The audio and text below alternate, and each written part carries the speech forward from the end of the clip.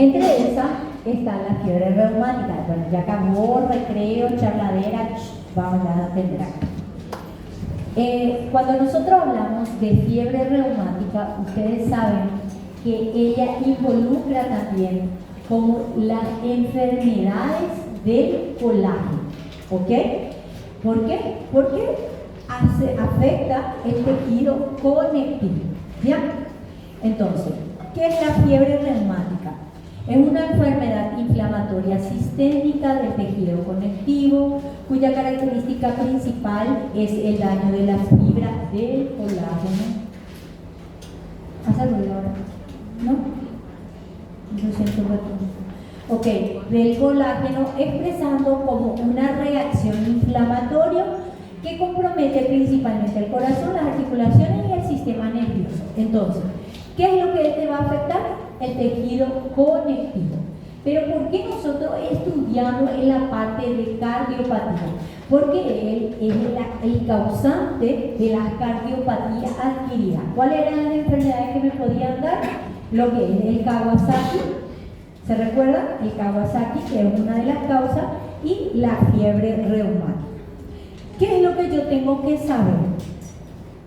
Que para yo presentar fiebre reumática, yo tengo que tener antecedente de amigdalitis pultácea o escarlatina, infección en la piel, ¿ya? ¿Por qué bacteria? Por el estreptococo beta hemolítico del grupo A. ¿Cuál es la característica? Que puede ser que yo me contamine, que tenga mi amigdalitis, pero posterior a 15 días más o menos que me dio la enfermedad, presentar lo que son la clínica o presentar alguna clínica de lo que va a ser la fiebre reumática. ¿Bien?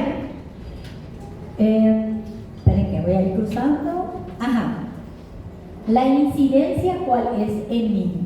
La incidencia es entre 5 a 15 años. ¿Por qué esa edad? ¿Quién me puede responder? ¿Qué pasa en la edad de... ¿Ah? Ajá, eso mismo. ¿Por qué? ¿Por qué? ¿Qué pasa con el tejido linfático? ¿A qué edad es que más mejor está? Es como que está en su fase mejor. Es en la edad, ¿ok? Que generalmente su desarrollo empieza tipo terminando mi preescolar y empezando mi escolar, ¿verdad? Y antes de los 3 años, ¿por qué? Porque no tiene un buen desarrollo y no hay tantas amigdalitis. ¿Se recuerda que la amigdalitis, por eso se habla a qué edad es que causa más? ¿Bien? Ahora, nosotros vamos a tener la epidemiología, el hacinamiento, vamos a tener deficiencia de saneamiento, cooperación de los padres, todo lo que ustedes quieran, y tratamiento inadecuado antes del fiebre. Cuando yo le digo tratamiento inadecuado, ¿qué significa? Ustedes saben que la amigdalitis es autolimitada. ¿Qué significa? Que con o sin tratamiento se tiene que curar. ¿Bien? Entonces, ¿qué muchas veces pasa? Empieza con el cuadro, el niño de amigdalitis. ¿Qué hace mamá? La otra vez recetó lo del doctor, amoxicilina. Esa misma amoxicilina le vuelvo a dar, le doy su ibuprofeno. A los 3-4 días paró la fiebre y se acabó. No se olviden que ¿qué pasa con mamá? Mamá, lo que a ella le preocupa es la fiebre. A ella no le preocupa otra cosa, solo la fiebre. ¿Me están entendiendo? Entonces, por eso muchas veces ocurre que no cumplen bien el tratamiento. ¿Está bien? Entonces, ahí es la predisposición que tiene el paciente. ¿Bien? Entonces, vamos a tener la etiología, el germen, más factores predisponentes. Ustedes me van a decir, doctora, pero yo toda mi vida tuve esas amígdalas así de grandes con pus y nunca tuve. No se olviden que existe, tu inmunidad influye mucho ahí. Hay veces que el niño presenta una amigdalitis pultácea y con ese ya le da, ¿ok? Y hay algunos que desde que nació prácticamente hasta la adultez y nunca le dan nada. ¿Bien? Ahora, tienen que saber la edad que más aparece, el invierno, los hacinamientos, exposiciones a cambios de temperatura, contacto directo con la enfermedad. Ese ya ustedes ya saben. ¿Qué? Fator predisponente é genético? No, es genético. Tu inmunidad. Por ejemplo, hay niños que le dan 10.000 veces amigdalitis y no le pasa nada. Hay algunos que apenas tienen alopecia, ahí al instante ya se enferman. ¿Bien? Ahora, ¿qué es lo que él te va a afectar? Lesiones patológicas principales es una reacción inflamatoria, difusa, exudativa, proliferativa, no supurativa del tejido conectivo. Afecta muchas partes del cuerpo, pero más notable el corazón, el cerebro y articulaciones y piel. Por eso que vamos a tener las lesiones, los criterios mayores y menores para esto. ¿Ya? El compromiso cardíaco es el pancarditis, es lo que más tememos. Las lesiones cardíacas es única y se considera patognomónica el nódulo de Aushore, algo así se debe ser. Y la endocarditis consiste en la valvulitis verrugosa, que muchas veces lo que no hablan en ecocardio es de esto, de la regurgitación que se observa o la vegetación. Esto es para que sepan nada más, no le voy a exigir. Ahora, cuadro clínico, sí. Vamos a tener nuestro cuadro clínico. ¿Cuál va a ser el cuadro clínico? El cuadro clínico va a ser o lesión en piel tipo escarlatiforme. ¿Se recuerdan cuando dimos escarlatina, que es la única que nos da por bacterias, ¿verdad? Que la piel se pone viscosa, bla, bla, bla. Y vamos a tener lo que es la clínica de la amigdalitis. ¿Bien? Pero entre eso tenemos la prueba de ácido. ¿Se recuerdan de ácido o ácido? Que es la misma cosa, que es la estreptolicina en sangre, que tú le tomas la muestra al niño y si llega mayor de 200, ¿qué quiere decir? Que ahí está esa bacteria y que está en sangre y que en cualquier momento va y al corazoncito y te va a afectar. ¿Bien? Entonces, eso influye muchísimo, ¿no? Vas a tener la clínica, fiebre, disfagia, bla, bla, todo lo que tú quieras propia, si es de piel y si es de la garganta. ¿Qué es lo que yo tengo que tener en cuenta? No es que yo voy a presentar amigdalitis y en el mismo tiempo voy a desencadenar la fiebre reumática. Son posterior a 2 a 3 semanas, inclusive meses posterior puede aparecer, y más cuando está circulando el germen. ¿Bien? Después es que va a aparecer. Entonces, nosotros vamos a tener criterios mayores y criterios menores.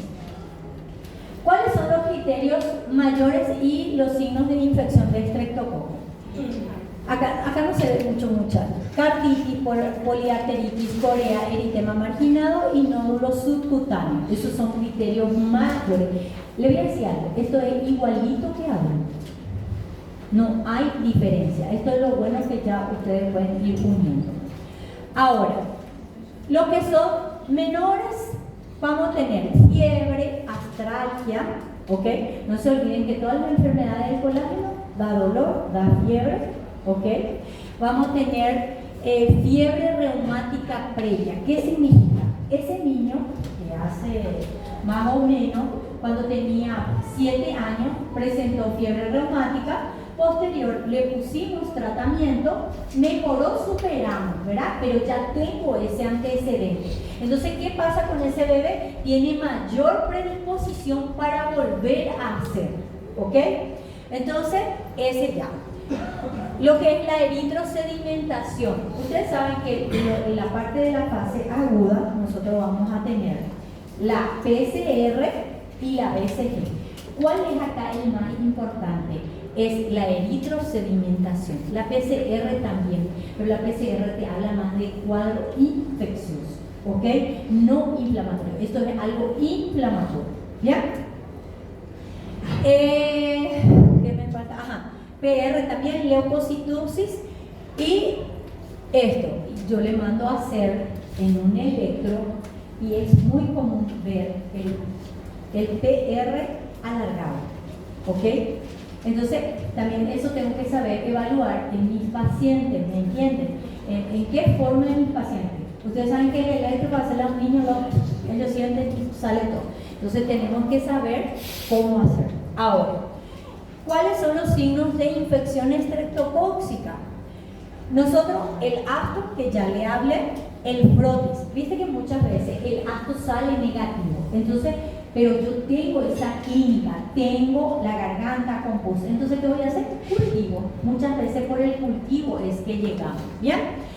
Anticuerpo estreptocócico, que todo eso es la que ustedes le quieren colocar, ¿bien? Ahora,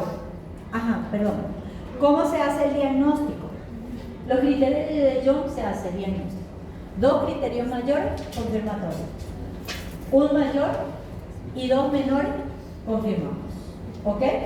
No se olviden, antecedentes de estreptococo. Eso es lo más importante. No se olviden que no es que yo voy a venir nomás por venir y decir que tengo fiebre reumática. Por algún lado entró esa bacteria. O fue por piel o fue por garganta. ¿Bien? Ahora, el ecocardiograma es lo que me va a hablar de cómo está o dónde está el daño del corazón. Él pues te va a decir, no sé, disfunciones de la falda, dilatación de cavidad, vegetaciones, disfunciones ventriculares. Te va a decir, esto está pasando, más tu criterio y ya tenemos lo confirmatorio. ¿Bien? Ahora, exámenes de laboratorio, exámenes. El electro, que era lo fundamental que le dije, PR alargado. Bien. Entonces, ¿qué pasa en la miocarditis? Que es el diferencial, vamos a tener elevación del ST con alteración de onda T, que generalmente podemos ver. Y en la pericarditis, fibrilación. Esto es como para saber nomás los diferenciales. Rayo X de tórax en caso de insuficiencia cardíaca, podemos tener derrames pericárdicos, que ya son complicaciones, ¿ok? Ya son partes graves. Y el gamma gram, y nunca le manden a hacer eso a los pacientes. Ahora, el tratamiento sí existe, ¿escucharon? ¿Cómo va a ser el tratamiento de mi paciente? ¿Ah? Ay, no, ustedes ya son doctores, anoten mi niño. Ningún despacito que la hora no me espera. Dale. Ahora, nosotros vamos a tener el tratamiento de elección. ¿Quién sigue siendo nuestro caballito de batalla? Penicilina, ¿qué? Benzatina. ¿Ok? La penicilina benzatina. En caso que sea alérgico, se utiliza la eritromicina. Citromicina y claritromicina, pero más es la eritromicina. ¿Ya? Ahora, ¿qué es lo fundamental? Controlar la inflamación y la bacteria. Cuando nosotros tenemos un niño que está diagnosticado con fiebre reumática en su fase aguda, sobre todo si hay carditis, si hay inflamación, si hay daño, ya, amárrenle a la cama a ese niño. Amárrenle a la cama. Reposo, ustedes saben que un niño que te haga reposo absoluto, aunque sea la mano, te va a meter el dedo, te va a mover con tal de moverse. Él tiene que estar en absoluto, quedarse quietito. ¿Por qué? Porque si ya hay una carditis, si yo empiezo a moverme, ¿qué pasa? Yo aumento circulación, aumenta mi corazón, ¿y a qué puedo llegar? A una falla. Entonces, fundamental va a ser amarrarle a tu niño la cabeza. Reposo, ¿ya? El tratamiento antiinflamatorio, ¿cuál va a ser? El tratamiento antiinflamatorio va a ser el salicilato. ¿Qué es el salicilato, muchachos? Aspirina. ¿Y qué es la aspirina? Salicilato. Así que si yo pongo en el examen, no me pongan que es falso, que es aspirina. ¿Escucharon? El salicilato es ASA, es aspirina. El ASA es aspirina, es salicilato. ¿Escucharon? Me da una rara que le quiero ahorcar. No, falso, le pongo. El tratamiento de elección es el salicilato, le pone falso, aspirina. Bueno, entonces, conecten lengua con cerebro, es lo que yo le digo. ¿Escucharon? Bien. Entonces, el salicilato, ¿cuánto yo voy a utilizar? Yo voy a utilizar de 75 a 100 miligramos por kilo día. ¿Ya? Ese es lo que yo voy a utilizar. Y más mi penicilina benzatínica. ¿Ya? Ahora, muy bonito hasta que llegó la parte eléctrica. Ahora, cuando tenemos tratamiento antiinflamatorio, porque nosotros vamos a tener lo que va a ser el tratamiento con medicamento y el tratamiento con antiinflamatorio. Entonces, si hay artritis moderada o grave o carditis leve sin cardiomegalia ni insuficiencia cardíaca, ¿cómo va a ser mi tratamiento? Mi tratamiento va a ser de 75 a 100 miligramos kilo día en 4 tomas por 2 semanas, ¿ok? Sino que lo que quiero que sepan es 2 semanas. Luego vamos a reducir esa dosis a 60 o 70 miligramos kilo día, que voy a poner entre 4 a 6 semanas, que sería un mes y medio. ¿Ok? ¿En qué voy a utilizar eso? En artritis moderada o grave, carditis leve, sin cardiomegalia ni insuficiencia cardíaca. Amén. Este es mi tratamiento. Ahora, cuando ya tengo carditis moderada o grave con cardiomegalia, pericarditis, insuficiencia cardíaca, ¿cuál va a ser el tratamiento? Vamos a entrar con prednisona. ¿A cuántos miligramos? De 1 a 2 miligramos kilo día por 2 a 3 semanas. ¿Qué significa? De 15 a 20 días, 21 días. ¿Ya? Luego, nosotros vamos a ir reduciendo. No se olviden que yo no es que voy a venir, ¡pax!, le voy a cortar el esteroide al niño. Empiezo cada 8, luego paso a cada 12, cada 24 y voy reduciendo la dosis. ¿Ya? Una vez que yo reducí la dosis, continúo con mi salicilato de 60 a 70 por 4 a 8 semanas. ¿Qué significa? Que voy a dar por un mes a 2 meses. La mayoría van con 2 meses. ¿Está bien? ¿Estamos entendiendo? Esto es entender, esto no es que es sumar, restar y multiplicar. ¿Escucharon? Ahora, el tratamiento como tal es la penicilina benzatínica, que se va a colocar menor de 30 kilos. Hay bibliografías que van a encontrar menor de 27 kilos, iguales. Menor de 30 kilos, 600.000 unidades intramuscular. ¿Bien? ¿Qué es el objetivo? Eliminar esa bacteria. Mientras que mi ácido siga positivo, cada 21 días su penicilina benzatínica tuve. Mayor de 30 kilos, 1200. Es igualito al tratamiento de la amigdalitis. ¿Ya? Podemos usar la penicilina B, que muchas veces usamos las otras que son sintéticas, la amoxicilina.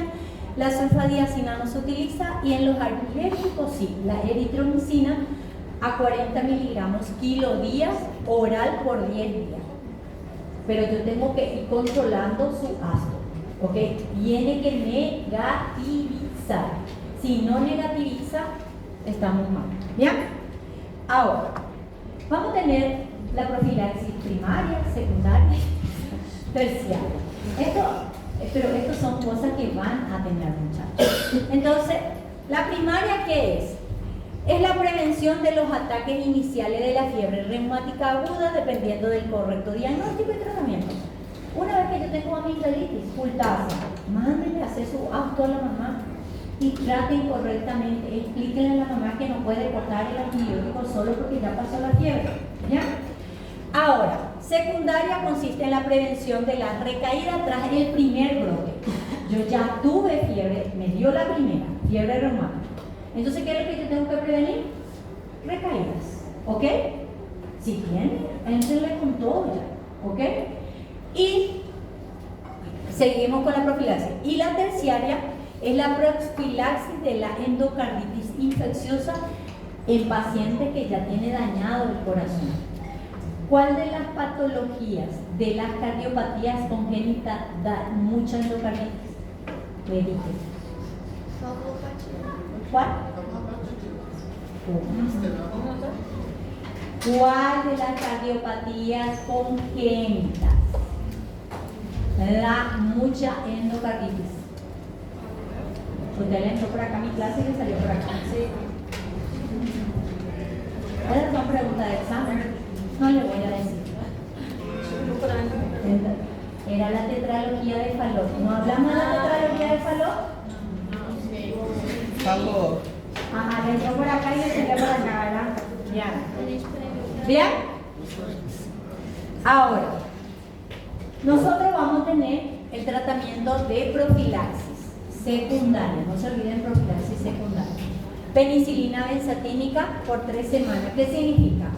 Le coloco primera semana, repito la otra, por 3 semanas. Inclusive, hay veces saben cómo nosotros hacemos cuando tenemos nuestra duda.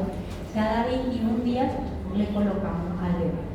Hay veces que se pone por 3 semanas y hay veces cada 21 días. ¿Ok? Luego tenemos la penicilina B, la eritromicina y la sulfadiazina. Ahora, acá en este cuadrito, atiendan acá.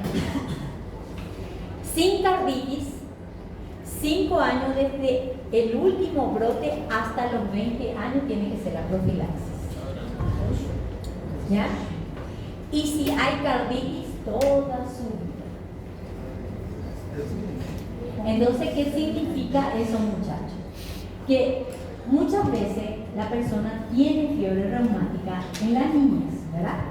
Y mamá está encima de vos, está. Después vos sos grande y ya te soltas, ¿verdad? Y son esas personas que nunca se hacen caso y de repente nomás vienen ya con problemas cardíacos, que tiene esto, que tiene aquello.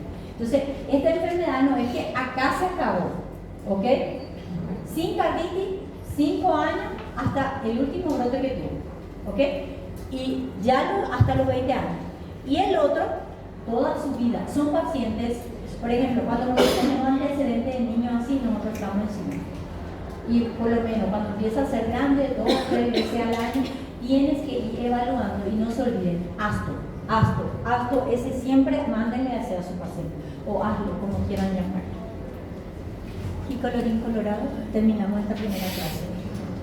Están emocionadas, tenemos 3 clases. 3. Regalo, si hagamos 1 hora de vale.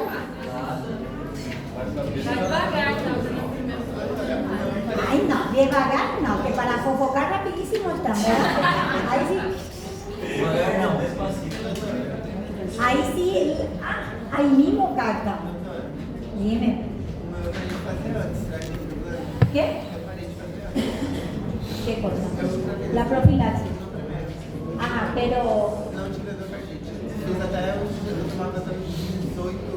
siempre te controlas. Mándate a hacer un infocario que no sea que salga.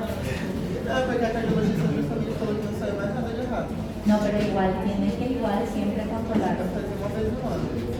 Por lo menos una vez al año.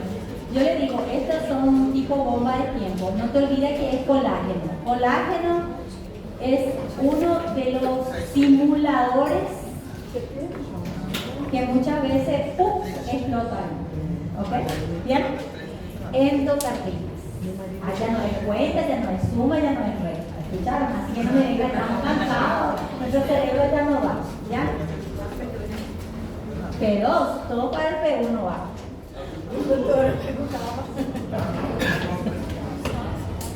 P1 va a ir todo, unidad 1 y unidad 2. Essa P1 é como se sentir albermento. Ou é só novo ou são teorias? Aqui, você vai estar vendo. Eu acho que a gente calma, se a gente não passa a faculdade também não vai passar. Exatamente. No puedo continuar. Bueno, endocarditis. Vamos a hablar de esta patología. Ustedes saben que la endocarditis no es común en niños, en verdad. No es así como el adulto que a lo mejor le da una bacteria y posterior a eso le desarrolla. Le voy a decir algo. Empezamos la clase lleno y están desapareciendo. No me busquen que yo sea bruja y que estanque la puerta. ¿Escucharon? El que va a hacer pipí, cocó, todos ya tienen hora. ¿Está bien? Después damos receso, salgan y vuelvan. Pero no me tomen del pelo que es para la hora de la llamada, porque lo que menos me importa es la llamada. Ustedes saben dónde le voy a cobrar, ¿verdad? En el examen. Entonces, pórtense bien. Bien. No es que le estoy acosando, le estoy diciendo en serio nada más. Estoy viendo eso. Entran llenos y después van desapareciendo. No se olviden que yo acá veo todo. ¿Ok? Bien. Ahora, la endocarditis, como estábamos hablando. Ustedes saben que es una enfermedad que no se ve mucho. ¿Ok? No es que vas a ver así un niño que tenga nada más endocarditis. ¿Quién es el que te puede así ocasionar una endocarditis que sin tener ninguna patología de base? ¿Qué significa? Que no tenga una cardiopatía, que no tenga una fiebre reumática, algo que le predisponga para tener es el estafilococo. La estafilococcemia es lo único que ustedes saben que cuando es estafilococcemia él no respeta nada. Hueso, cerebro, corazón, pulmón, todo afecta. ¿Me entienden? Pero también eso depende de la predisposición del niño. Entonces, ¿qué significa endocarditis?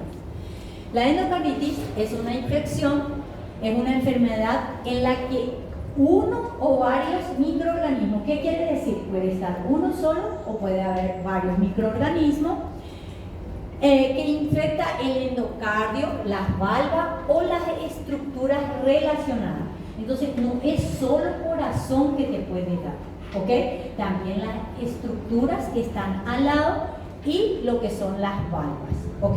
Entonces cuando se le pregunta, ¿endocarditis es solo corazón? ¿Ok? Ahora, ¿qué es lo que pasa? Yo tengo que tener una lesión previa. ¿Qué significa lesión previa? Fiebre reumática, cardiopatía, alguna operación del corazón, algo que le predisponga para que él me desarrolle. Así que voy a agarrar en la comunidad, no existe. ¿Escucharon? Esto tiene que haber una predisposición. ¿Ya? Ahora, este se me olvidó. Puede ser súbita, aguda, pero más frecuente es la subaguda y larvada. Esta es la forma más, y por eso que es tan difícil el diagnóstico. ¿Por qué es difícil el diagnóstico, muchachos? Porque él se te presenta como una fiebre de origen desconocido. Cuando tú tienes fiebre de origen desconocido, ¿qué voy? Estudiar colágeno, estudiar tuberculosis, linfoma, todo lo que hay, y lo último que pensás es eso. ¿Ok? Por eso que muchas veces se demora para dar el diagnóstico. Ahora, vamos a tener los gérmenes. Nosotros vamos a tener los gérmenes que generalmente, yo les voy a traer un libro para que ustedes lean. Ese está bien resumidito, así como este, pero bien resumidito, de cardiología. Él, por ejemplo, habla de que están los típicos y atípicos. ¿Cuáles son los típicos? Los típicos son los cocos gram positivos. Esos son los más frecuentes, ¿ok? Entonces, ¿cuáles vamos a tener? Estreptococo del grupo Viriam, sanguíneo, mutin, todo lo que tú quieras, estafilococos y el enterococo, que es un 4%, ¿ya? Pero generalmente, ¿quién es el que más te da? Son gram positivos. Y si son gram positivos, ¿qué tipo de antibiótico voy a utilizar? ¿Cuál es el que me cubre gram positivo? ¿Ah? ¿Cómo se llama? Penicilina. Cristalina. Cristalina. Corten ya, estamos en tocarito. Penicilina, ¿ok? Cristalina, ¿y qué más? Si yo soy alérgico a la penicilina y me tienen que poner endovenoso, no, acá es vena, corazón, va a destruirse, va a morir el paciente. ¿Qué utilizo? Ceftriaxona se cubre gran positivo, un gran porcentaje. No, ¿cuáles siguen? Vancomicina, muchachos. Banco. Eso ya tienen que tener en mente porque así es el internado, muchachos. Es vancomicina. si yo no puedo con penicilina, ¿quién me va a cubrir gram positiva? Vancomicina. ¿Ok? Bien. Después entramos en tratamiento. Bien. Vamos a tener también las causas de hongo. Le voy a hablar de hongo. Cuando nosotros hablamos de hongo, ¿cuál es el más común? La cándida. Pero ¿qué pasa con la cándida? Para que ellos tengan, tienen que tener factor de riesgo. Mi bebé, ¿cuáles son los que tienen? Por ejemplo, esos niños que tienen vía central, esos niños que se les usa onfaloclisis. Por eso que cuando tenemos vía central y se retira lo que es la vía central, se cultiva la punta del catéter. Siempre van a decir, retiren la vía central y cultivo de la punta del catéter. ¿Para qué? Para ver si no hay ningún tipo de crecimiento. Y cuando nosotros tenemos cuerpos extraños, porque es un cuerpo extraño dentro, entonces hay una gran propensidad. ¿Y cuáles son esos? Los prematuros, que tienen larga data con vía central, o esos niños que están en terapia y que pasan varios meses. ¿Ya? Ahora, también nosotros tenemos que saber que nosotros tenemos nuestro grupo etario, ¿verdad? Y vamos a clasificar los adolescentes un mundo aparte, ¿verdad? Entonces, ¿qué pasa con los adolescentes? Con la nueva moda de inyectarse drogas, ¿ok? No son solo gente indigente. Quítense ya de la cabeza que la gente indigente nada más lo que se aplica. En su sano juicio la gente ya se están inyectando droga en lo que es en la vena. Entonces, esos muchachos, ustedes saben que ellos se pasan muchas veces la jeringa. Entonces, ¿qué pasa? Ellos con qué bacteria? La Serratia y la Pseudomonas. ¿Ok? Ustedes saben que es intrahospitalario, pero son los gérmenes que más se hallan en esos tipos de, más en adolescentes, que se inyectan. Ahora, la clamidia y la riqueza, más clamidia y riqueza. Ustedes saben que las bacterias que están, no sabemos si es hongo o bacteria, que estamos acá, ¿me entienden? Entonces, no sabemos si es atípico, positivo, siempre es el Entonces, ¿qué pasa con esto? Muchas veces ella te da la endocarditis, pero ¿qué pasa? Te va a dar esto, hemocultivos negativos. Tú le haces negativo, pero tú tienes clínica y le vuelves a hacer negativo. Él hace mucho que se te negativice lo que va a ser la parte de hemocultivo. ¿Y por qué ocurre?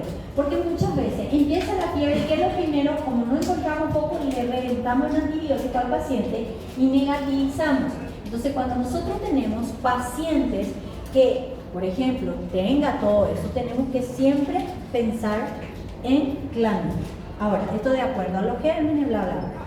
La fisiopatología, eso ustedes vieron en fisiopatología, muchachos. Yo solo voy a hablar rapidito.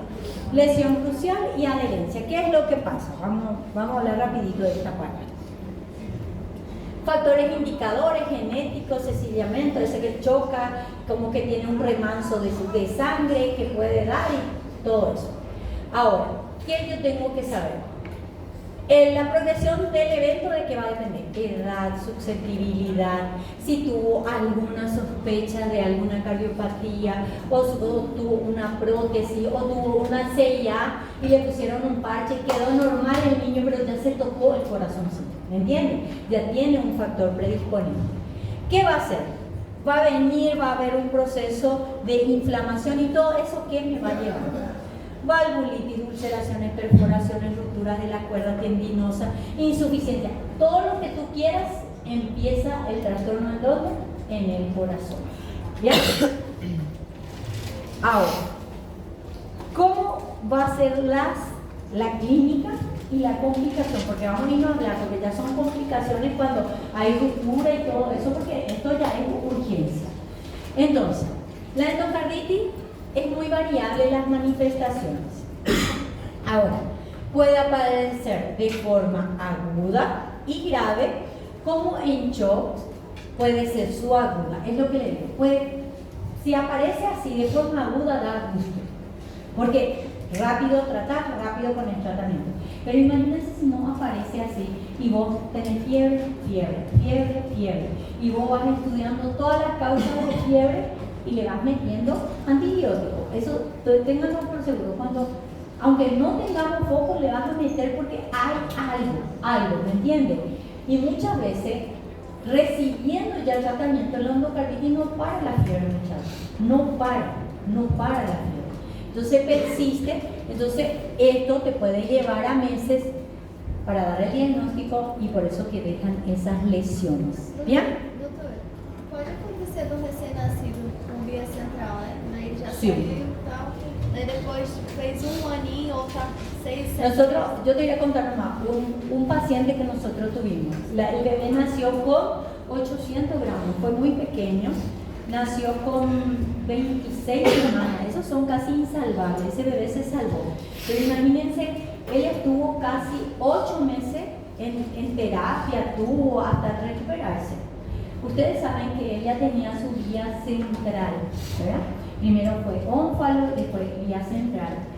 Bueno, se retira ya el bebé chiquitito, pero ya recuperó, salvó, se le iba a dar de alta.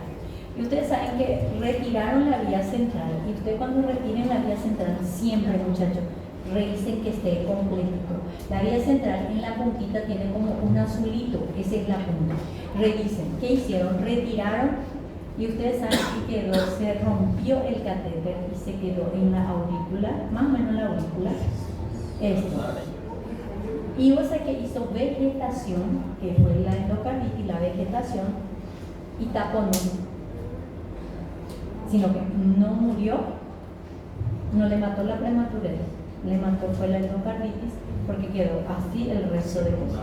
Y vos sabés que se vio y se puso cultivo de catéter, se mandó, supuestamente se cultivó, nadie sabía, después hicieron ecocardio, y al final fueron esto. Y la única deducción fue que fue la punta del catéter que quedó. Por eso le digo, son cosas muy delicadas y en los prematuros sí que tienen que tener el máximo cuidado, muchachos. Vía central, viste que cuando ustedes están en el internado muchas veces le mandan retirar eso. Ese puede cortar y vas estirando, ¿me entendés? Y luego apretarnos allá, para que no se... Eso no es la gran cosa. Entonces muchas veces ustedes retiran y tienen que cultivar la punta del catéter, colocan en un roller donde se orina, en ese que es para orinar, metes y cortas y mandas y eso se cultiva, ¿me entiendes? Entonces siempre miren que esté completo, porque la nena falleció de eso. No le mató la prematurez y le mató eso, porque era muy grande y no pudo. Y después se hizo, después que falleció, se hizo la autopsia, la punta del catéter. Doutor, então depois, tipo assim, demorar a vegetação, então com 7 Sí. meses, febre recorrente, não sabe. No sabe, pero siempre tienen que tener en cuenta, ¿ok? Bien, ahora, manifestaciones. Vamos a tener síntomas y signos. ¿Cuáles son? Fiebre, ustedes saben que hay 1000 cosas que da fiebre con escalofríos, ¿sí o no? Dolor torácico, ¿con qué tengo que hacer diferencial? Con la osteocondritis. ¿Cómo yo sé que es una osteocondritis? Porque tú comprimes acá y duele. Esa es como una opresión que va a tener el niño, ¿ok? Y si es un niño chico, no vas a ver si eso lo va a llorar. Dolor abdominal difuso, no, dolor abdominal difuso.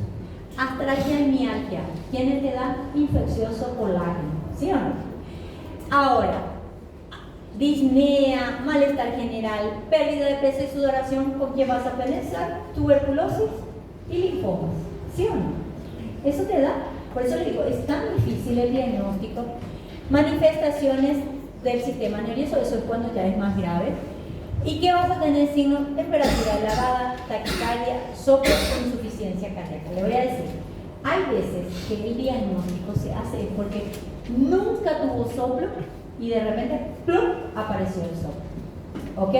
Entonces cuando ustedes tengan una fiebre prolongada y aparece un soplito, no parece que se escucha nada más, ecocardio. ¿Escucharon? Porque esa aparición brusca del soplo, eso es endocardio. Endocarditis. Mira, muchachos, no hay vuelta atrás. Tomen 5 minutos y ven. 5 minutos. ¿Escuchan?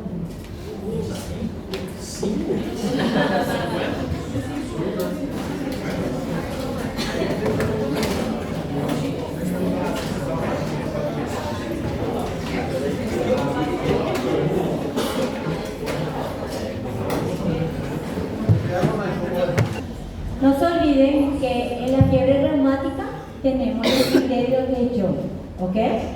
Y acá vamos a tener los criterios de Duque modificados, ¿ya? Entonces, nosotros vamos a tener un grupo de bacterias que son el grupo Hacker, se le llama, que son gram negativos. ¿Cuáles son los que generalmente me dan la endocarditis? ¿Qué tipos de bacterias? Gram positivos. Entonces, nosotros vamos a tener este grupo de bacterias con todos los nombres atravesados que nunca se pronuncian, pero estos son el grupo Hacker, ¿ok? Entonces, si en caso yo tengo fiebre y me llega un hemocultivo o de repente hago un hemocultivo y viene una de estas bacterias, esto es endocarditis, ¿ok? Sí o sí. Que venga el hemocultivo con el grupo Hacker es netamente exclusivo de endocarditis. ¿Bien? Ahora, ¿cómo yo voy a hacer? Yo voy a tener criterios mayores y criterios menores. ¿Cuál le corresponde a criterios mayores? El grupo Hacker, ¿ok? Y vamos a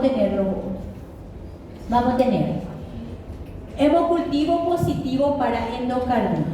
Microorganismos típicos. ¿Cuáles son los típicos? El Staphylococcus bovis, el Hacker que le dije, el Staphylococcus aureus, el enterococo, que ustedes saben que el enterococo generalmente se adquiere dentro de la comunidad. Bien, que me llegue positivo. ¿Cuántos hemocultivos tienen que ser? 2 hemocultivos, ¿ok? 2 hemocultivos separados. Por ejemplo, tomo aquí y tomo aquí.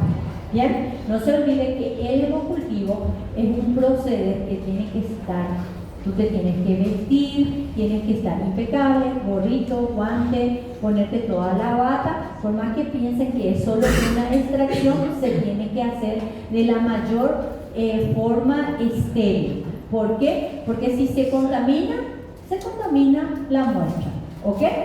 Entonces, eso es lo primero.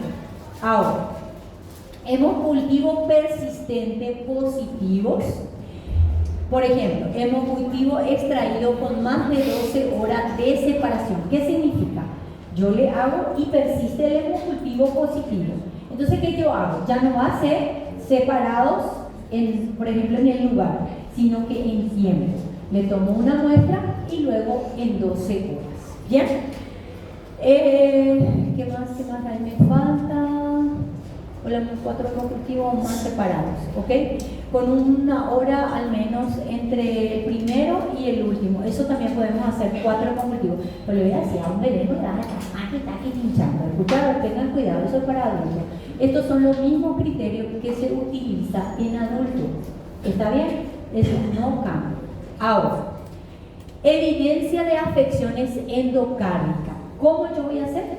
Ecocardio positivo. Vegetaciones, por ejemplo, muchas veces hay turbulencia, vegetaciones en la válvula, regurgitaciones, pero eso, ¿quién te va a decir? El ecocardio, ¿ok? Tú le mandas a hacer y si en el ecocardio te dice, ¿tiene vegetación? No hay para dónde ir, ¿ok? Bien, estos son los criterios mayores. ¿Cuáles son los criterios menores? Predisposición. ¿Qué es la predisposición? Es cardiópata, tuvo fiebre reumática, tuvo alguna operación del corazón, algo que te lleve a eso. ¿Bien? Ahora, fiebre mayor de 38. No es que hoy apareció fiebre y se desapareció ya y no apareció más. Fiebres continuas. ¿Bien?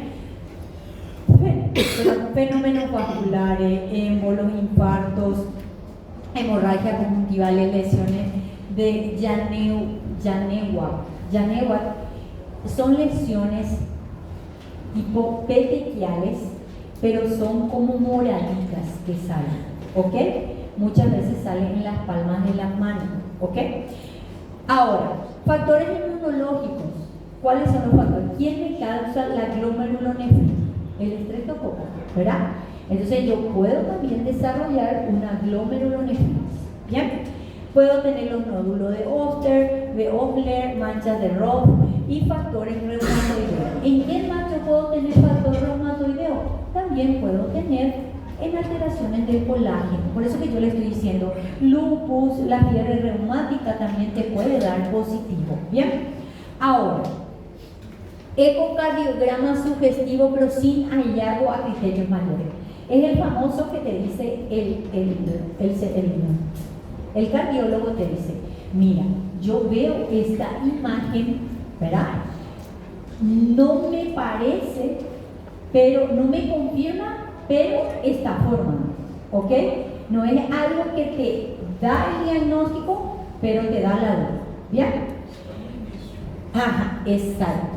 Hay veces que las vegetaciones, ustedes saben que las vegetaciones son como racimos de uva, y hay veces que se ve como dos pelotitas nada más, entonces es como que no te confirmo, pero puede ser, ¿ya? Entonces, hemocultivo negativo que no cumpla criterios mayores, positivo, excluyendo un solo hemocultivo con estafilococo coagulasa negativo y germen no asociado a endocarditis. Siempre tienen que saber los gérmenes que están asociados. Ahora, serología positiva a germen asociado para endocarditis. Ahora, nosotros vamos a tener, de acuerdo a mi criterio, mayor y menor. Esto es igualito que adulto. ¿Escucharon? Ustedes están en esa parte, ¿verdad?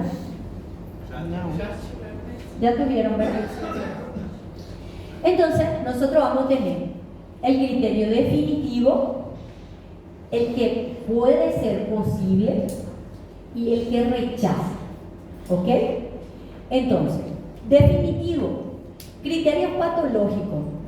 Que yo vea la vegetación, émbolos, acceso, más mi criterio clínico. ¿Cuáles son?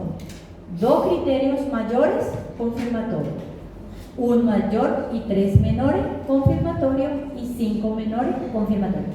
Una cosa es fiebre reumática y otra cosa es endocarditis. No me vengan a mezclar todo en el examen. ¿Escucharon? Porque yo no sé qué le pasa a ustedes que empiezan a hablar. Estamos hablando de endocarditis y ustedes le meten ahí fiebre reumática. ¿Escucharon? Una cosa es criterio de John y otra cosa es criterio de Duque. ¿Ya? Ahora, los posibles hallazgos sugestivos de endocarditis que no te hacen definitivo, ni rechazas ni confirmas. Por ejemplo, ese del eco. Se nota, pero no es, no me parece, pero tú tienes esa fiebre, tienes ese decaimiento de ese paciente y estamos ahí. No rechazas ni confirmas, ¿ya? Y rechazo. Diagnóstico distinto justificado, que tú digas, no es porque el paciente presenta, vamos a ponerle, tiene fiebre prolongada, pero presenta pérdida de peso, bla, bla, bla, se le hizo y salió positivo, ANCA, factor CH50, bla, bla, bla, y estamos hablando de colágeno, ¿ok? Descartamos. Ahora, ¿cuál es la otra forma? Que tú le colocaste antibiótico y que cese la fiebre antes de los 4 días. ¿Ok? Si tú le colocaste tratamiento y cesó la fiebre antes de los 4 días, ese no es endocarditis. La endocarditis hay veces que ya tiene 1 semana de tratamiento y persiste con fiebre. ¿Ya? Y histología negativa, tras cirugía, necropsia, tras menos de 4 días de tratamiento antimicrobiano. Ok. Acá decimos, bueno, abrir corazón y estudiar, ¿escucharon? Porque es necropsia. Nadie vaya a tomar biopsia de un corazón, ¿escucharon? Entonces, esto, tras 4 días de tratamiento, tú haces y se negativiza. ¿Bien? ¿Me estamos entendiendo? Existen otros criterios, la de Von Reb, que también, no ahora le pregunten, solo hay un criterio, es solo eso, el de Von Reb, solo que tiene hemocultivo, todo, casi iguales son, ¿escucharon? Ahora, los hallazgos de laboratorio, hemocultivo principal, mínimo 2 muestras, ¿bien? Luego vamos a tener, ¿cuáles son? Eritrosedimentación siempre va a estar elevado, ese tienen que saber. Factor reumatoideo generalmente sale positivo, y si te sale factor reumatoideo, ¿en quién vos pensás? Colágeno. Esta es una enfermedad que da mucho para tu tipo perderte, y muchas veces podés pensar hasta fiebre reumática. Bien, hemocultivos positivos y hematurina positiva. En el ecocardio, ¿qué es lo que vas a ver? Las verrugas o las vegetaciones. ¿Bien? Ahora, el tratamiento. Yo le voy a traer un librito donde está bien resumido esto, más o menos así en la clase, igual lo casi, pero ese librito es más como para estudiantes, da más gusto estudiar por ahí. Vamos a tener tratamiento de endocarditis sin prótesis, ¿ok? ¿Qué significa? Que no tenga nada corazón, nada de eso. Ahora, por Streptococcus virium, bovis o enterococo. Aprendan algo. ¿Cuál va a ser el tratamiento? La penicilina más o sextriazona. O uso esto o uso esto. Y más, ¿quién voy a usar? La gentamicina. Le voy a decir, nosotros ya no usamos casi la penicilina, le voy a ser sincera, nosotros no atacamos con penicilina, nosotros directo vamos con banco. Cuando se trata de corazón es atacar con todo. Yo no me voy a ir con penicilina, en serio le digo. ¿Por qué? Porque hay gente que toma mucha penicilina, inclusive muchas veces por amoxicilina ya hacen toda esa resistencia. Entonces, ¿qué yo voy a hacer? Banco, ¿ok? Aprendan algo. ¿Cuál es el tratamiento? Banco genta. Banco genta. ¿Qué te cubre banco? Me cubre gran positivo. Gentamicina, gran negativo, y entre eso me va a cubrir lo que va a ser lo enterococo. ¿Ok? Entonces, siempre sepan para qué se utiliza. ¿Cuánto o cuántos días tiene que durar el tratamiento? Mínimo son de 4 a 6 semanas. Siempre es un mes a un mes y medio. Entonces son pacientes que reciben por larga data tratamiento. ¿Cierto? O tratamento depois tipo assim, aí abaixa a febre. Espérate, todavía no entramos ahí. Vamos a llegar ahí. Doutor, se é um grupo Hassel, só a gente precisa. ¿Qué? Se é um grupo Hassel. Sí, se usa la misma cosa. Se usa. Ahí lo que generalmente vas a colocar cefalosporina de tercera, que tiene más cobertura de gran negativo, ¿me entendés?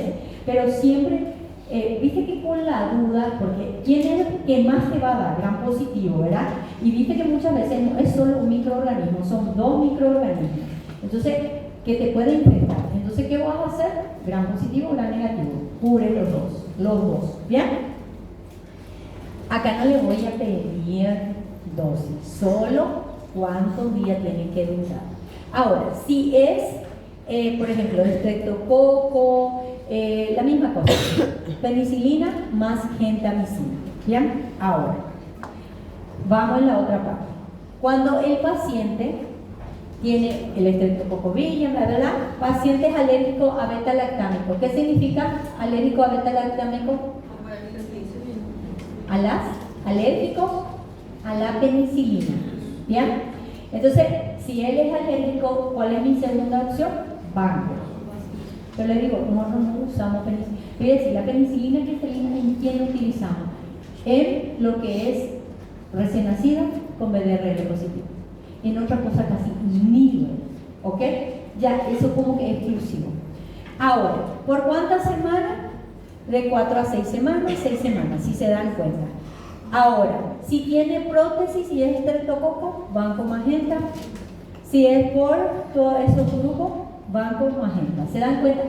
Banco genta, banco genta, banco genta. ¿Ok? Penicilina, genta. Si cambio, lo que voy a cambiar es por la cefalosporina. ¿Bien? Ahora, causado por estafilococo. Acá lo que cambian un poquitito. Cuando es por estafilococos, generalmente se puede usar oxacilina. En Paraguay casi no tenemos oxacilina, ustedes en Brasil sí tienen oxacilina. ¿Qué vas a usar?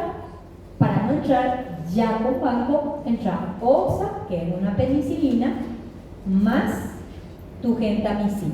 Bien, si es lo que es o resistente o alérgico, vancomicina. ¿Ok?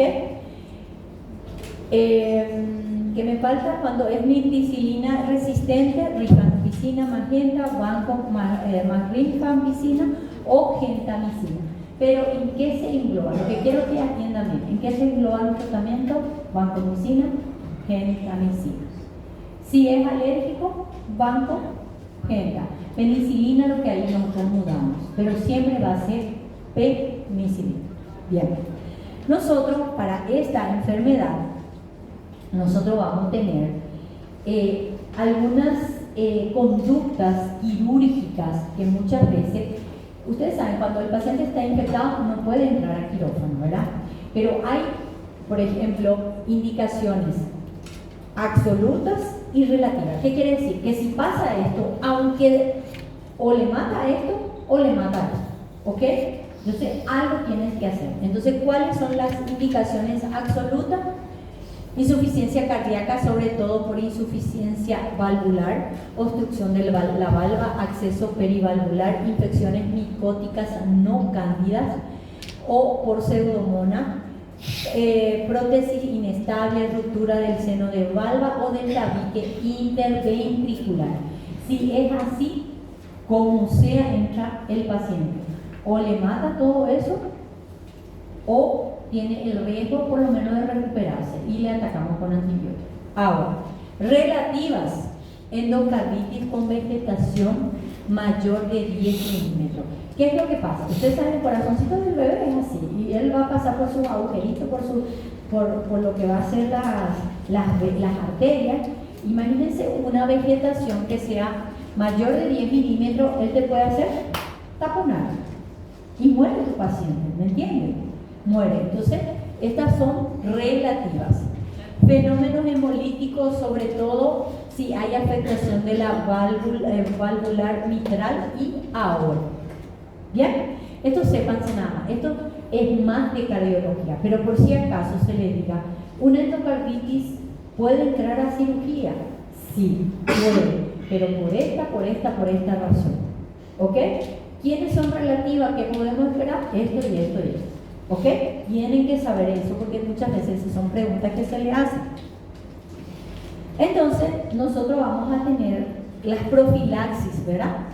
Que vamos a tener alto riesgo, riesgo moderado, riesgo bajo, de acuerdo a lo que presenta mi niño o si tiene una alteración en el corazón y para poder yo colocar tratamiento. Esto es si yo ya tengo problema en el corazón. Pero también vamos a tener lo que son los procedimientos respiratorios, ¿ok? Que muchas veces hacemos lo que es la parte digestiva, genitourinario, que muchas veces hacemos endoscopia o invadimos o extracción dentaria. ¿Saben, verdad eso? ¿Cuál es la profilaxis? Que una hora antes de yo hacer mi intervención, el paciente debe tomar antibiótico. No es que yo días antes ya voy a tomar, sino que una hora antes de mi procedimiento me dan de tomar. Entonces, cualquier extracción de diente o vamos a ponerle que le vamos a hacer una endoscopia. Ustedes saben que se puede lacerar la mucosa, ¿verdad? Lacerar ya es un factor de riesgo y me puede hacer daño. Entonces, ¿cómo va a ser la profilaxis? La profilaxis va a ser cuando es la parte procedimientos bucales, dentales, respiratorio, esofágico. ¿Con qué voy a hacer? Amoxicilina, clinda o cefalexina o claritromicina. Uno de estos tres puede usar. Ahora, cuando es genitourinario, ¿qué hay en genitourinario? Escherichia coli. ¿Y por qué ponemos genta cubriendo la parte de gran negativo y esta parte la parte gran positivo? Ahora, de alto riesgo, vancomicina, magenta, y si es, por ejemplo, riesgo moderado y alérgico, amoxicilina o banco. ¿Cómo se utiliza? Media a una hora antes del procedimiento y amén. ¿Ok? Pronóstico. Mortal el 100%. El 100% es mortal, en serio, mortal es el 100%, ¿ok?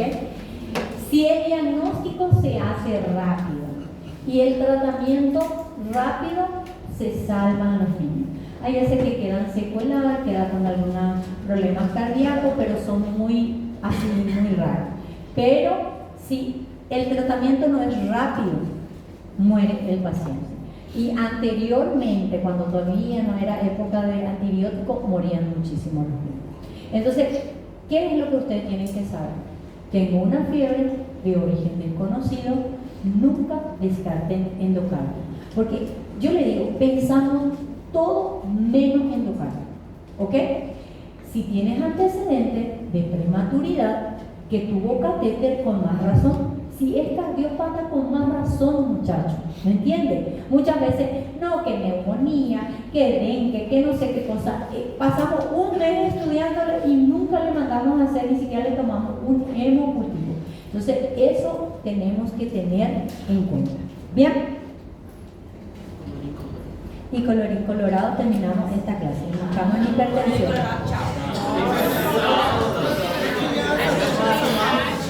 Sobra una hora. ¡Qué cansado! Yo tengo consulta después. E a gente tem prova prática. Hipertensão da criança. No, hipertensión es corto. Hipertensión es corto. No, es corto, es más hablar. Bien. O que é curto pra você? Quanto faz? A gente vai falar. Pero esto es corto. Un segundo se da. Dale. Ó, vou contar, hein? Mira, ahora no es suma y resta. La otra, ay, doctora, suma y resta. Bla, bla, bla, bla. Ahora que es lo teórico, entonces se cansa. ¿Ok? Bien. Muchachos, hipertensión. ¿Qué es lo que nosotros tenemos que saber de hipertensión? Hipertensión en niños no es igual hipertensión de adulto. Eso es lo primero que tienen que saber. ¿Qué es lo segundo? Que un niño diagnosticado con hipertensión, ¿cuál es la definición? Que una vez diagnosticada, toda tu vida son hipertensos. En el niño no es así. En el niño, de cada 3 niños, por lo menos 1 o 2 vuelven a lo normal. ¿Ok? Entonces, ¿qué es lo que nosotros tenemos que manejar de esto? Acá ya no va a ser como el adulto. Tiene 14,9, tiene 13,8, tiene 13. Nosotros vamos a hablar en percentiles. ¿Ok? Nosotros vamos a usar tablas de percentiles. Acá, ¿vos cómo te vas a dirigir? La tensión arterial está en un percentil 50. La tensión arterial está en un percentil 95, 90. Así vamos a hablar. Entonces, de acuerdo a eso, vamos a ver si el niño es hipertenso o no es. ¿Y cuál va a ser la conducta? No es que un niño es hipertenso y yo ya le voy a iniciar tratamiento. Le voy a decir, es como que el último eslabón, y ustedes van a ver que nosotros acá no hablamos de tratamiento. Estilo de vida, modificar el estilo de vida, ver ejercicio y recuperar a mi paciente. ¿Bien? Ese es. Ahora, ¿cómo va a ser? ¿Cuánto debe ser la tensión normal de un paciente? Menor de 90 percentil. ¿Ok? Cuando ustedes hablan, ¿qué niño? ¿Cuánto es el percentil de la tensión? Menor de 90 percentil. Está tenso. Ahora, el famoso normal arterial alta o prehipertenso que antes se le llamaba, tiene que estar mayor de 90 y menor de 95 percentiles. Cuando usted le dice, está, doctora, está entre 90 y 90, ahí 95 no alcanza, ojo, estamos ya en un rango medio alto.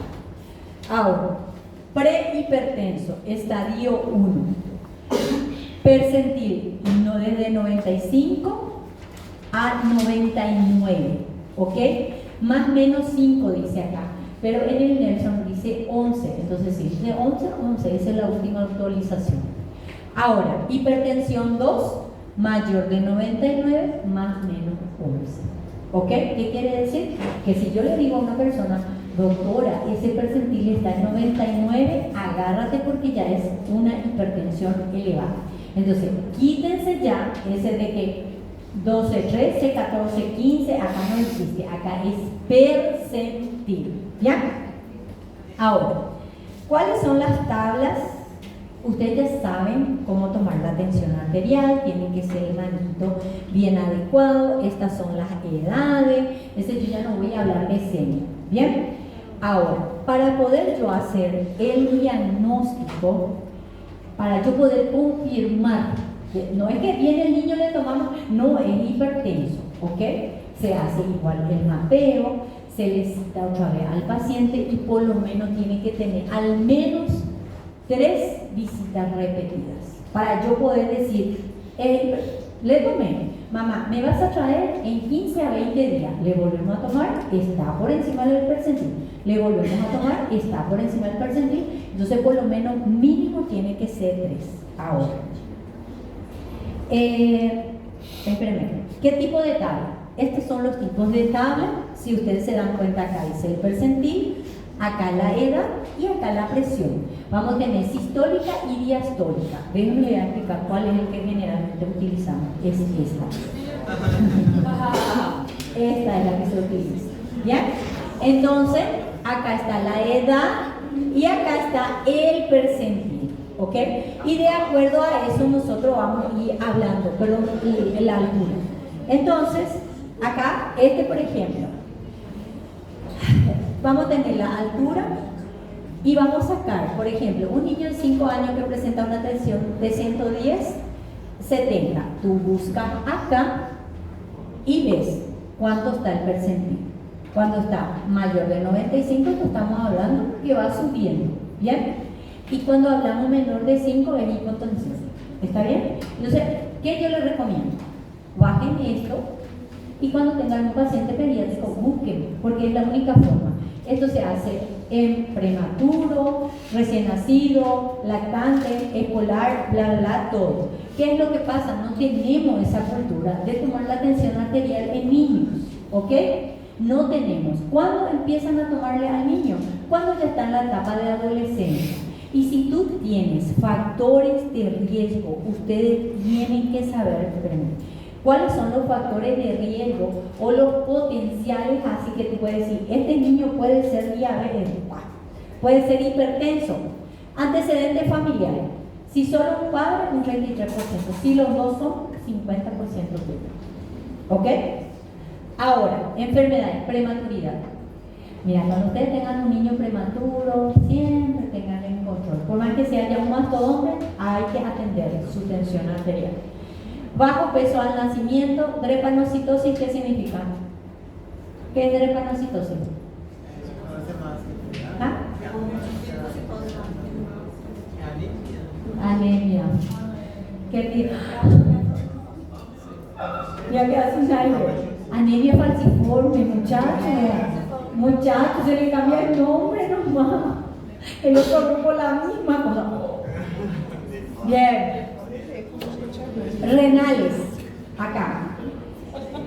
Existen niños, ¿okay?, que tienen infecciones urinarias altas recurrentes.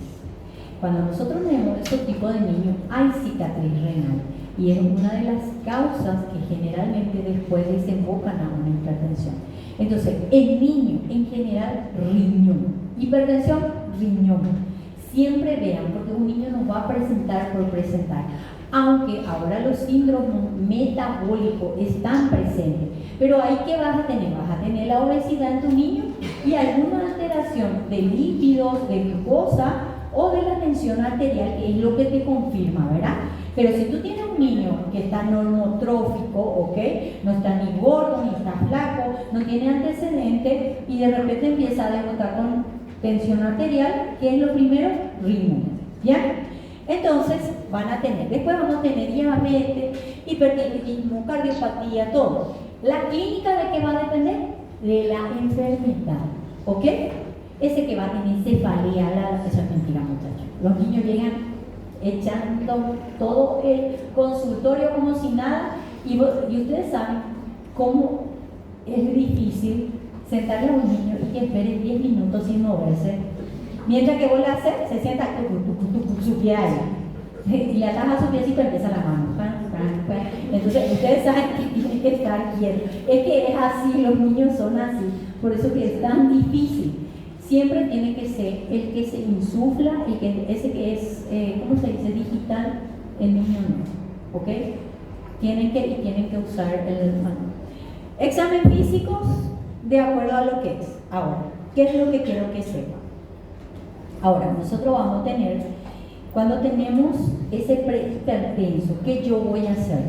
Cuando yo tengo ese prehipertenso, no es que yo, está ahí entre normal y prehipertenso, sino que ese tengo que controlarle mínimo 6 meses, ¿ok? Mensualmente por lo menos citarle para controlarle, ¿está bien? Y luego vamos a tener la conducta. Acá sí quiero que presten toda la atención. Cuando yo tengo un estadio 1, ¿ok? Yo tengo que hacer ese mapeo por 1 o 2 semanas. ¿Saben ese mapeo que se le hace igualito? ¿Cómo le dicen Holter, verdad? ¿El Holter? Mapeo, ¿verdad? Hay algunos que se le coloca y le insufla. Hay niños que no soporta eso, entonces tienen que venir, esperar 10 minutos, ese 10 minutos se convierte en 1 hora. ¿Escucharon? Mientras que tratamos de sujetar al niño. Entonces, ¿qué va a ser mi proceder? Cuando está en estadio 1, yo tengo 1 mes para que le vea un nefrólogo.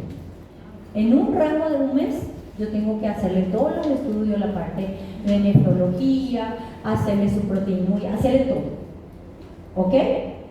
Pero cuando ya estoy en estadio 2, que viene y veo que en un estadio 2 no hay para dónde ir, en 1 semana le tienen que ver. No se olviden que los factores de riesgo, la mayoría, y les voy a enseñar qué es renal. Lactantes, neonatos y lactantes, enfermedades renales. Preescolar y escolar, parenquimatoso renal. Y adolescente, parenquimatoso. Y después puedes tener todo lo que tú quieras, pero siempre es la parte renal. Entonces, niño hipertenso, ¿qué es lo que yo tengo que ver? Riñón. ¿Ok? Ya vamos a terminar. Ahora, el examen físico, índice de masa corporal, el peso, la talla, no se olvide, la parte de la obesidad. ¿Ok? Controlar eso, genitales, virilizaciones. Los laboratorios, ¿ok? Los laboratorios va a depender si hablamos de hipertiroidismo hacia hipertiroidismo. Si hablamos de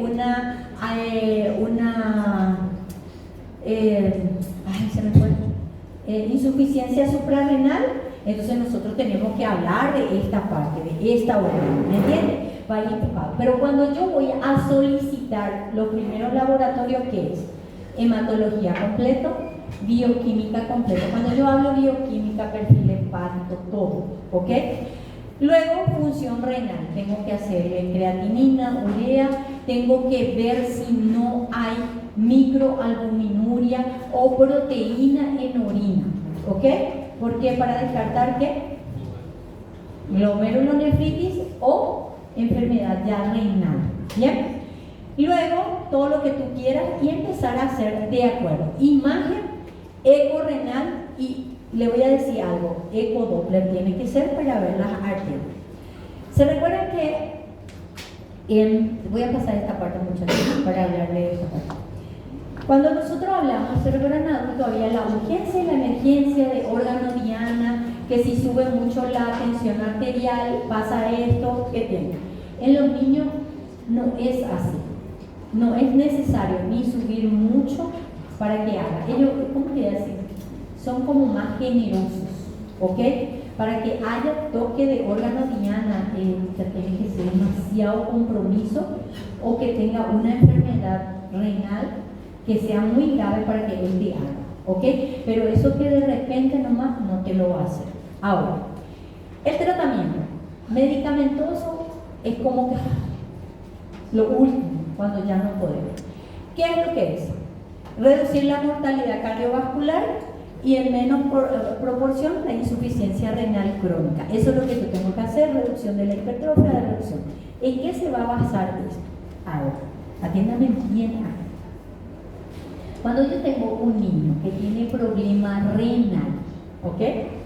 Y que tiene hipertensión, ¿cuál es el objetivo que yo tengo que llegar con mis percentiles? Si yo tengo un niño, en general, ¿cuánto tiene que ser la tensión arterial? Por debajo de 90 percentiles. Ahora, si yo tengo un niño con nefropatía crónica, la que tú quieras, pero no tiene proteinuria, ¿cuánto tiene que ser su percentil? Tiene que ser por debajo de 75 percentiles, sin proteinuria. Si el niño presenta proteinuria, tiene que ser por debajo de 50. Ok. Nené sano, ¿cuánto tiene que ser? Menor de 90 percentiles. Bien. Si el niño tiene enfermedad renal, pero no tiene proteinuria, ¿cuánto tiene que ser? 75. Y si ya hay proteinuria, menor de 50. ¿Ok? Por debajo. Porque viste que vos tenés que diferenciar cada paciente. No es que todo tiene que estar en rango de 90. ¿Ok? Porque si ya hay fallo renal, ya es diferente. ¿Bien? Tratamiento higiénico-dietética. ¿Ok? Voy a hablarle acá un ratito, muchachos. ¿Ok? Periodo fetal. Acá lo importante. Evitar que las madres consuman tabaquismo. Ese es, acá influye mucho. La lactancia materna y hábitos saludables. ¿Ok? Le voy a decir algo. Esto de hábitos saludables, cuando ustedes tengan un niño, acá tienen que comprometer la familia completa. No es que al niño se le va a prohibir y te van a sentar a comer 3 hamburguesas enfrente de él, porque hay familias que hacen eso. Entonces tienen que tener cuidado con eso. ¿Bien? Ahora, ¿qué es lo que yo tengo que lograr? Su índice de masa corporal, que esté menor de 85, todo eso tengo que ver. Ahora, aquí me quedo. Recomendaciones generales, porque nosotros lo que vamos a hacer es recomendación, no es tratamiento. Todavía no vamos a usar. ¿Quién generalmente pone el tratamiento antihipertensivo? Ni siquiera es el cardiólogo, es el nefrólogo. ¿Ok? El nefrólogo dice, vamos a utilizar esto. ¿Ok? Acá más tenemos acompañamiento con nefrología, ni siquiera cardiología. Ahora, realizar 40 minutos de actividades físicas, aeróbicas, de moderada o intensa, 3 a 5 días a la semana y evitar más de 2 horas diarias de actividades sedentarias. Acá todos son sedentarios, por lo menos yo camino acá. ¿Escucharon? Evitar consumir azúcares, refresco, todo eso que ya sabemos. Aplicar cambios de conducta en actividades físicas, dieta adaptado al niño. Acá le voy a hablar. Muchas veces tú le dices a la mamá y la mamá le martiriza al pobre cerdo. Y no se olviden, a los niños no le puedes quitar la alimentación. Tú tienes que ir adaptándole y disminuyendo. Si tú vienes bruscamente y le haces eso, ¿sabes qué va a hacer? Se va a deprimir y mientras que nadie está, va a comer todo lo que encuentra. Atiendan, nefrópatas. Los nefrópatas no pueden tomar agua, ¿verdad? Entonces, ¿qué es lo que ellos demasiado quieren? Agua. Entonces, yo le voy a decir, cuando ustedes tengan un nefrópata se van a recordar de mí. Se le llavea el baño, porque mientras que duermen en la madrugada, él se levanta y al otro día amanece tipo un sapito hinchado. En serio, muchachos. Viste que se le prohíbe y él tiene como, cuando tú le dices no a algo, parece lo que ahí quiere. Y así pasa con estos tipos de niños. Entonces se les prohíbe y ¿qué hacen? Ellos cualquier hora y en una cosa o en la escuela hacen su desastre. ¿Ok? Entonces, mamá, papá, familia completa tienen que adaptarse a cómo va a ir el niño. ¿Bien? Ahora, involucrar a los padres, los cambios conductuales, proporcionar apoyo material educativo, establecer objetivos realistas, la verdad. Ese es. Acá. La participación en el deporte competitivo debe limitarse únicamente si el paciente tiene esa hipertensión 2, ¿ok? El 2. ¿Por qué? Porque puede causarle otro daño. Pero ese de que el niño no puede correr, el niño no puede hacer esto, el niño no, ¿ok? Competitivo fuerte es esas maratónicas que tienen que correr tantas horas, eso. Pero solo el grado 2. Ahora, síndrome metabólico. Acá, esto es el resumen de lo resumido. Cuando yo hablo de síndrome metabólico, ¿por qué yo tengo que hablar en hipertensión? Porque la mayoría de mis pacientes son obesos. Hay niños que tienen 7, 8 años, pesan 60, 68 kilos, muchachos. Yo le digo, yo tengo pacientes así. Entonces, para yo hablar, esos niños tienen un alto riesgo para el hacer lo que va a ser un síndrome metabólico. ¿Qué es el síndrome metabólico? Es igualito que en adultos. Es la presencia de obesidad Si no hay obesidad, no podemos hablar de síndrome metabólico. Es presencia de obesidad y alguno de estos dos criterios puede ser triglicéridos elevados, HDL, presión arterial o alteración de la glucosa. Por eso se le llama síndrome metabólico. Entonces, uno de los factores de riesgo generalmente, que ahora a nivel mundial no es mal ni riñón, sino que es este síndrome que nos están apurando. Entonces, ¿qué yo tengo que hacer? Paciente hipertenso, mantenerle menor de 90, si es nefrópata, si tiene proteinuria, no tiene proteinuria, tengo que clasificar. ¿Qué es lo fundamental? Estilo de vida. Si mi niño es obeso, ¿qué tengo que ver? Si no tiene un síndrome metabólico. Y actuar sobre este síndrome metabólico para controlar la tensión arterial. ¿Y colorín colorado? Chao. Ustedes saben que todo esto va en el examen, ¿verdad? Não. Doutora Elizabeth é aqui, né? O conteúdo da pergunta é aqui. Sí, tenemos clase de... Não, doutora.